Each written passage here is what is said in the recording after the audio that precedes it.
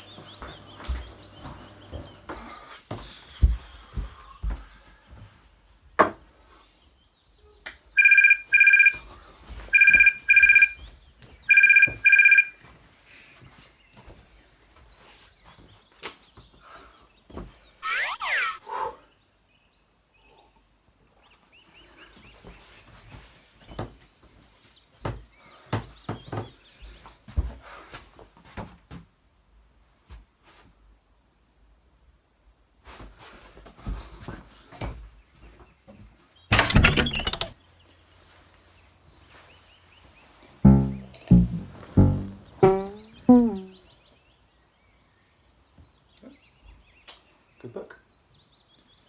Yeah, amazing so far. We've only just started it though.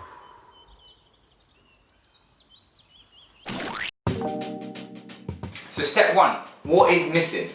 What are you looking for? What has that person taken? Where are the different places that you're going to leave an item which is then going to be collected? It's always good to have a big space where it's clear where one person can come from one direction and one person can come from another direction.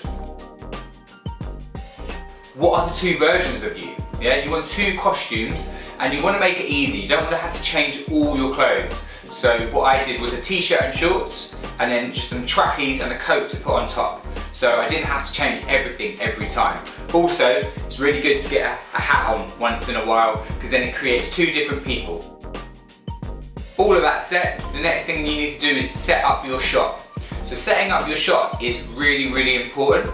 This is probably one of the most important things to make it work because you need to make sure your camera captures you want it wide ideally so you can get the in and out. So you want it as wide as possible and you need the camera to be as secure as possible. So it's good to have something backed up against it so it doesn't move or doesn't shudder. So it's vital that the camera is incredibly secure because any small movement will affect the impact of this film. So once your camera's set and you're ready to go, then you need to run your scene. So you run the scene with the first character walking in, they leave the book or they leave whatever, and then they walk off. What you must do now is not touch anything, leave everything exactly the same, just press stop on your camera. Then you get changed, and then you do your other character walking in, taking the item, and then leaving.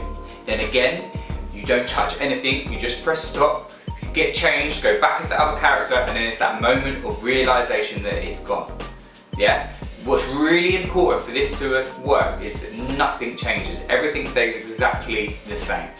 So you do that for each one of your locations.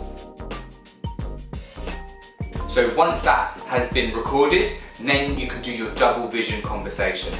So the first thing you need to do for your double vision conversation is plan the conversation. Keep it really simple, as few lines as possible, maybe even just a look.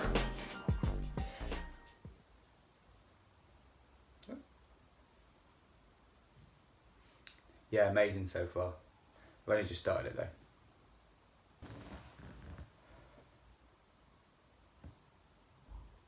Good book. Once that is prepared, then you're ready to shoot it. So set up the camera, again, keep it absolutely stable, cannot move. Then you visualize dividing it into two sections. I've used a sofa and that's really useful because it sets up that divide. Then you run your first character sat in one of those sides and they need to stick to that side and you run the whole scene from that side.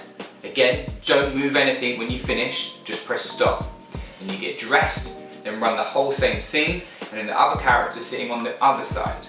Be careful not to move your arms or be too expressive because then it will move into the other side and it will break the effect.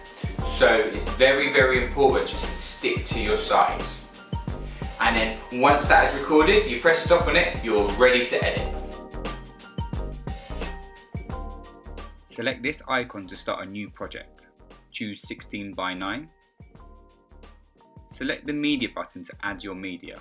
Note, it doesn't highlight the media to tell you it has been selected, so just press once.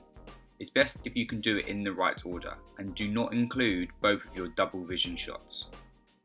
Now your media is on your timeline, you can trim your clips. Press the clip to select it, it will be highlighted yellow. Once selected, you can trim two ways. Either find the point you want to begin or end the clip along the timeline, select the trim button and select cut from the left side for the beginning point and right side for the end point. You can also trim by pressing down on the end or the beginning of the clip and move along the timeline to the point that you want it to begin or end. Pressing down on the clip, you can also move the whole clip along the timeline to a different place. So create your timeline and create your order. Now to add your double vision effect. Go to the first of your double vision clips on your timeline. Select layer, select media, and select your second double vision shot. It will now be on your timeline. Expand to the size of the frame. Select the split screen button. Select the vertical icon. It will now create a split screen. To get your timing right, find the moment that you know matches, like a look here. Trim your bottom clip to the start point of this moment, and then move the clip to match the correct point for the other clip on the timeline. Play back to see if it works.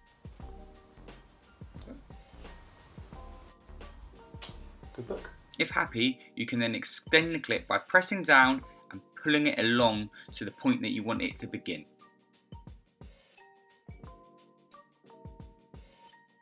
To edit sound is easy. You can select extract audio here and directly change it. You can go to mixer to change the volume. You can add music and sound effects, but they have to be saved already on your phone. So you can also add your own recorded sound effects. Go to the point on the timeline you want to record and press the record button and then select start. To export, select the button in the top right hand corner, select the highest quality and press export. It will now save in your camera roll.